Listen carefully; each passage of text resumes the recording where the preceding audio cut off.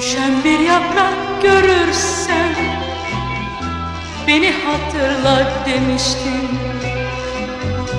Biliyorsun seni ben sonbaharda sevmiştim.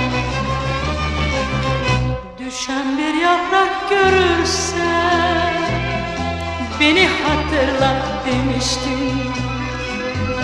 Biliyorsun seni ben